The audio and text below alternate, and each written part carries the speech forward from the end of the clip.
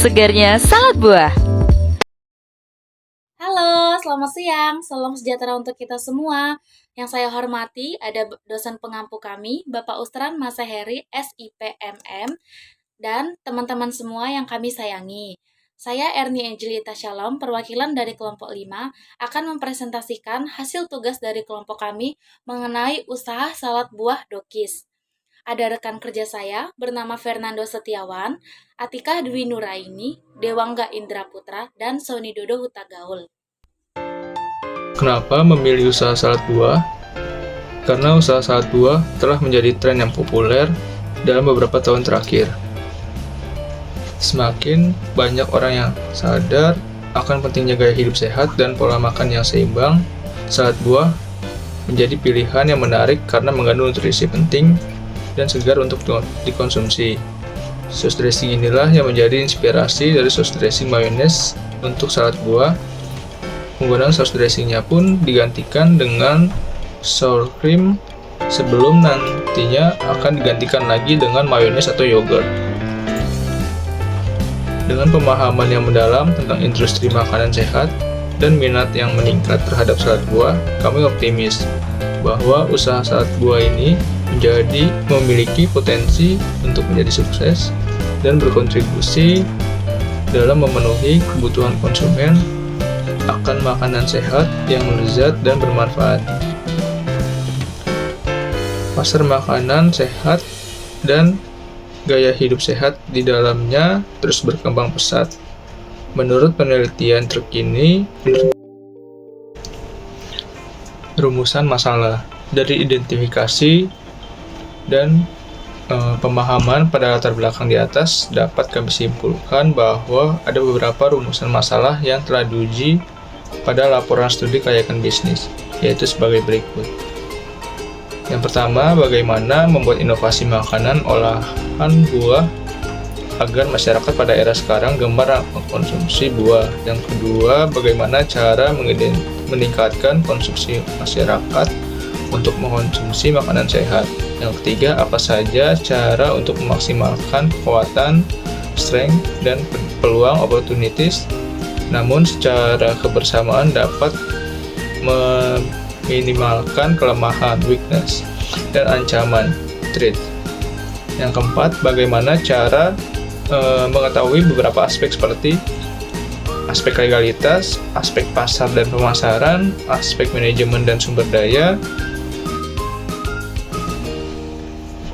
visi, misi, dan tujuan.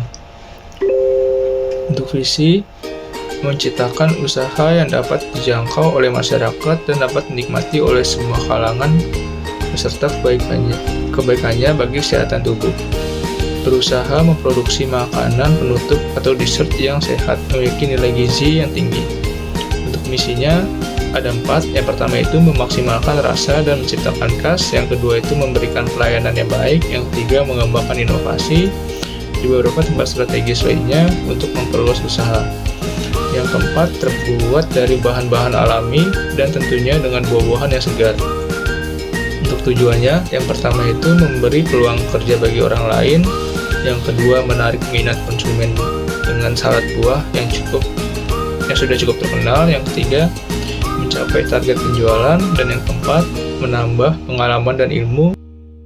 Usaha salad buah. Nama pemilik salad buah Doski, alamat Jalan Keramat Lontar, Gang 5 nomor 23, Kecamatan Kuitang, Kelurahan Pesabaran, Jakarta Pusat. Jenis usaha perusahaan dagang, bidang usaha kuliner, jenis produk macam-macam salad buah dengan berbagai varian, rasa, dan bentuk cup. Berdiri perusahaan 12 April 2018 sampai sekarang.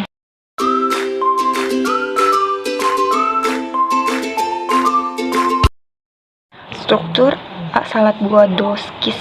Pemilik Erni Angelita, manajer operasional Fernando Setiawan, kasir atau keuangan Atika Dwi Nuraini, produksi Sony Dodo, sales marketing Dewangga. Ada 7 aspek SKB yang akan dibahas, yaitu 1. Aspek legalitas, 2. Aspek pasar dan pemasaran, 3. Aspek manajemen dan sumber daya, 4. Aspek teknik dan teknologi, 5. Aspek finansial, 6. Aspek ekonomi dan sosial, 7. Aspek lingkungan hidup. Aspek legalitas, unit usaha salad buah Doski masih tergolong usaha kecil sehingga izin pemerintah tidak perlu dilakukan. Izin yang diperlakukan hanya izin dari pemilik lapak yang ingin digunakan sebagai tempat berjualan dengan perjanjian yang telah dilakukan. Terlebih dahulu, persoalan nyewa-menyewa yang dilakukan sesuai dengan akad sewa-menyewa. Aspek pemasaran dan pemasaran. Analisis pasar. Strategi pemasaran dapat penjualan dan pemasaran produk salad buah Doskis adalah beberapa strategis yang digunakan, yaitu 1. Menetapkan harga yang relatif murah agar semua masyarakat dapat menjangkau harganya. 2. Melakukan pelayanan yang terbaik, yaitu dengan menerapkan pelayanan prima, sopan, dan ramah. 3. Memenuhi kepuasan dan pemerintahan konsumen. 4. Dari usaha salad buah dalam menjual secara online maupun offline yang dapat memudahkan para konsumen yang bisa mengkonsumsi. Bisa juga dari mulut ke mulut. Analisis persaingan. Analisis SWOT. 1. Kekuatan produk banyak disukai oleh masyarakat modern karena salah satu alahan masyarakat sehat menjual produk untuk semua kalangan masyarakat. Produk terdiri dari beberapa masyarakat buah dengan berbagai manfaat yang terkandung pada dan terjamin higienis. 2. Kelemahan dari produk ini adalah tidak tahan lama. Minimal kami dapat memperpanjang jangkauan kekuatan nyala konsumsi produk selama 3 hari. Jika selama produk kami terletak pada lemari es pendingin, produk mudah ditiru karena sangat mudah sekali membuat. Namun berbedanya pada saus mayones kami yang kami jaga betul resepnya pada kandungannya. 3. Peluang. Tempat strategis karena pada lingkungan kampus banyak orang yang ingin hidup sehat, maka peluang mencukupi karena mereka berusaha menjaga pola makan sehat. 4. Ancaman. Adanya persaingan yang menjual produk dengan harga yang lebih murah. Kami menyiasati ancaman itu dengan selalu mencari informasi pada produk kami dari segi rasa. Strategi pemasaran. Target pemasaran usaha saat ini adalah umumnya khusus kalangan anak-anak, mahasiswa, dan pekerja. Mereka yang ingin hidup sehat dan yang sedang berdiet. Produk saat ini banyak dinikmati kaum hawa, terutama pada generasi milenial. Selain itu, kita juga perlu dimikirkan lokasi berjualan salad buah yang tepat. Lokasi yang strategi ini bisa kita pilih di tempat-tempatnya. D. Target pasar. Target pasar bisnis salad buah ini adalah strategi baruan pemasaran. Analisis 4P. 1. Produk. Brand salad atau salad buah terbaik. Quality tanpa bahan pengawet. Packing menggunakan gelas cup. 2. Price. Untuk harga awal, salad buah dijual langsung kepada konsumen dengan harga 10 per piece. 3. Promotion. Personal selling. Pemesanan awal produk kami melalui mulut ke mulut. Aspek manajemen dan sumber daya. Aspek sumber daya manusia bertujuan untuk mengetahui apakah dalam pembangunan implementasi bisnis diperkirakan layak atau tidak. Untuk melakukan kajian terhadap aspek sumber daya manusia adalah beberapa elemen yang harus diperhatikan, diantaranya adalah rekrutmen, seleksi, kompetensi, pelatihan, dan pemutusan hubungan kerja atau PHK. Aspek manajemen.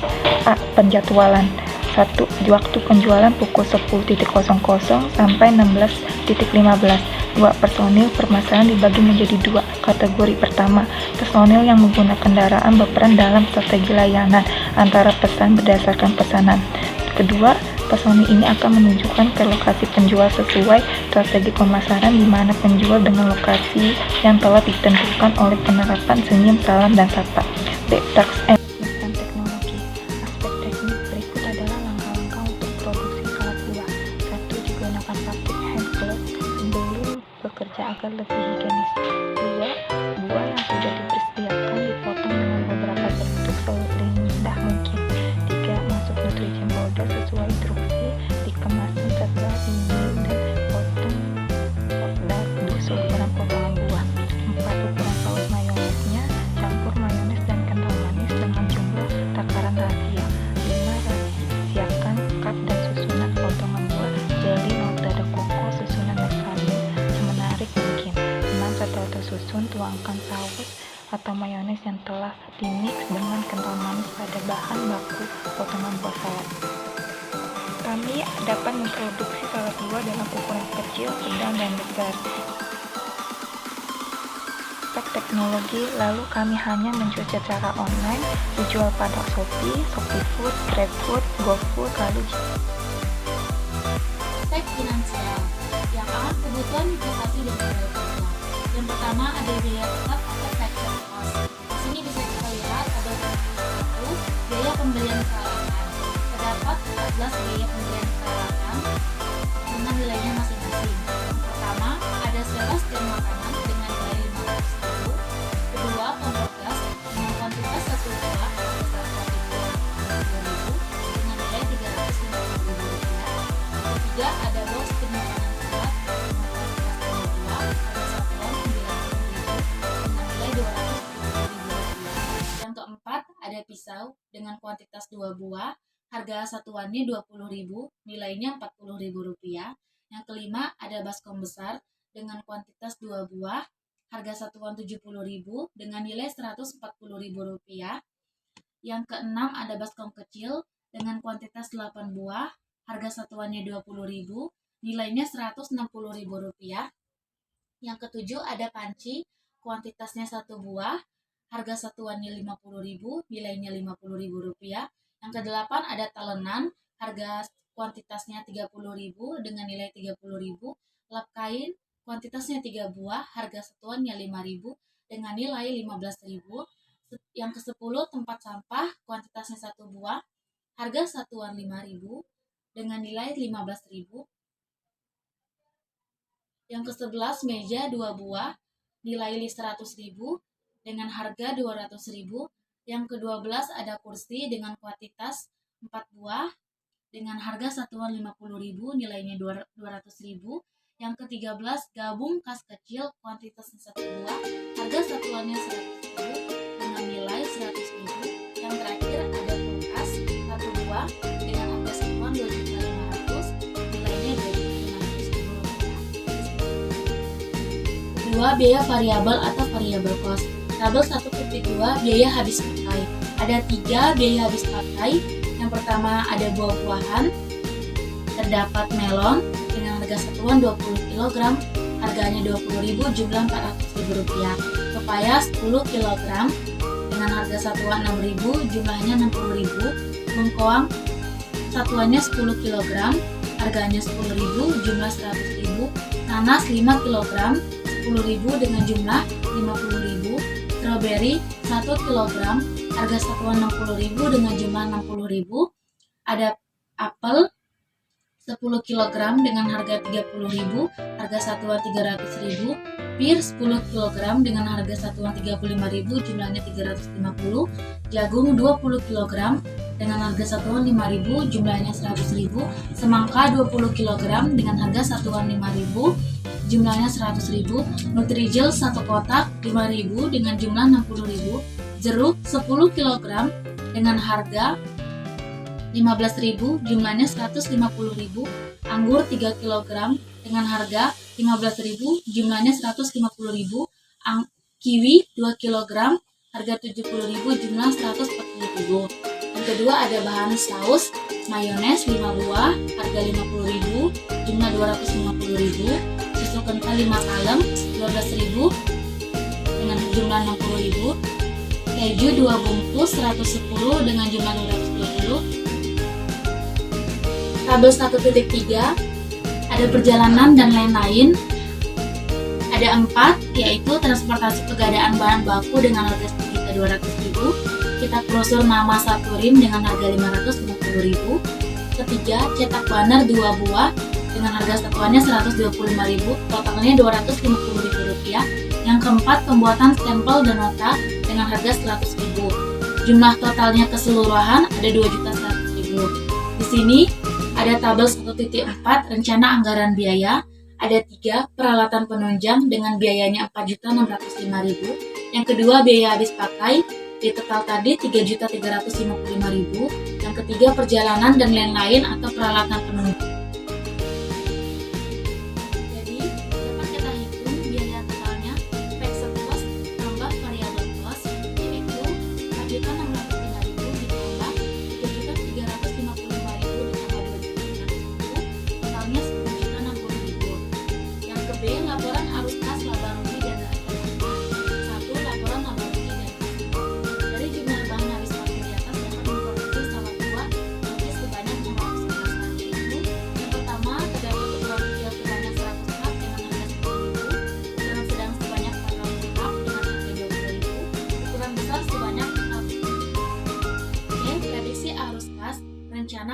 prediksi biaya.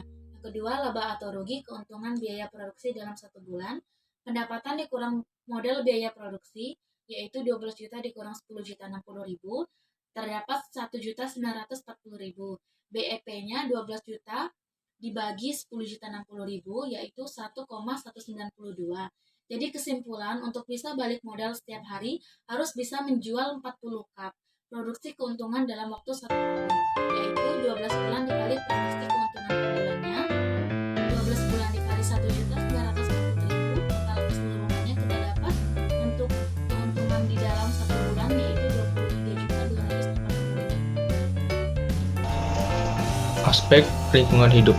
Lingkungan yang akan dibuat sebagai tempat berjualan adalah tempat yang ramai. Secara garis besar, bisnis salad buah Dokis tidak memiliki pengaruh negatif kepada lingkungan karena bisnis kami tidak menggunakan mesin yang menimbulkan polusi. Proses produksi juga menggunakan manual. Limbah yang berasal dari buah pun bisa diproses menjadi pupuk sehingga tidak mengotori lingkungan. Lingkungan yang akan dibuat sebagai tempat berjualan adalah tempat yang ramai. Secara garis besar, bisnis salad buah Dokis tidak memiliki pengaruh aspek ekonomi dan sosial. Pada aspek ini, yaitu aspek ekonomi dan sosial dapat memberikan hasil yang positif dengan cara melihat tingkat manfaat yang dihasilkan secara umum untuk daerah sekitar lokasi salad buah Dokis. Sedangkan di sisi lain, rekomendasi untuk melanjutkan usaha salad buah. Berdasarkan kesimpulan yang telah diuraikan, kami merekomendasikan untuk melanjutkan usaha salad buah dengan memperhatikan beberapa langkah berikut: memperkuat strategi pemasaran dan promosi untuk membangun kesadaran merek, potensi pertumbuhan pasar. Salad buah telah menjadi pilihan populer di antara individu yang peduli terhadap kesehatan. Dan yang terakhir, kesimpulan studi kelayakan bisnis. Berdasarkan analisa mendalam yang dilakukan dalam studi kelayakan bisnis ini, kami mencapai kesimpulan sebagai berikut.